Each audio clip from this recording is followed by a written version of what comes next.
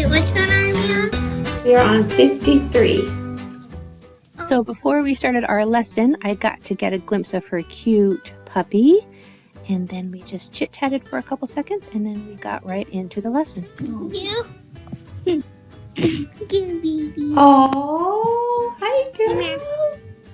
Okay, let's see. You are on the sentences page. So we're working on the Grapheme AI. And do you remember what AI says, or can I remind you? It's A. You're brilliant. Good job. So why don't we just do a quick review, and on these word card pages. Drain, pain, claim, waste, container, hair, tail, sailor, braid, plane. That's right. That last one had an L in there, and you were reading it and you were like, wait a minute, was that right?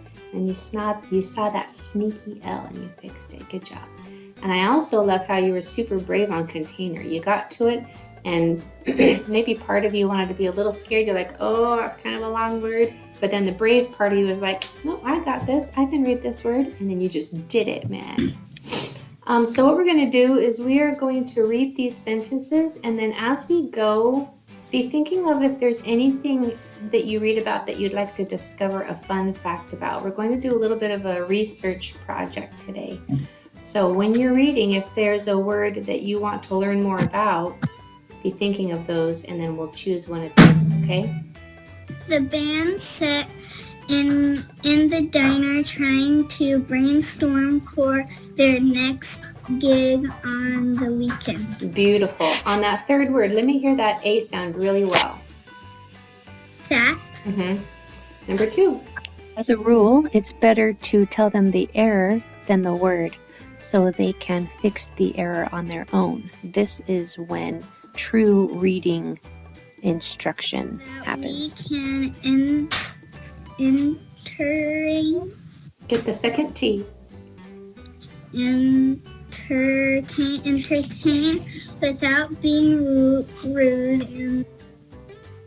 I bet a fairy. Good.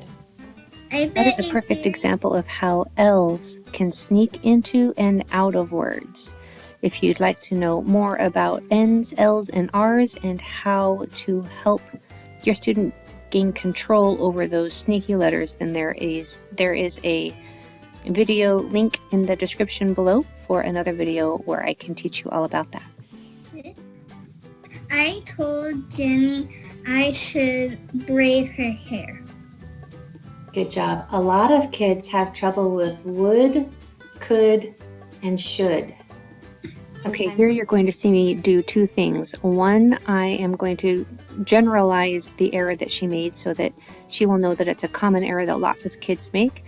And the second thing is I'm going to ask her for ideas on how to conquer that specific error. Maybe you could sound them out. What would help? What part of the word could you look at to make sure that you got the right one?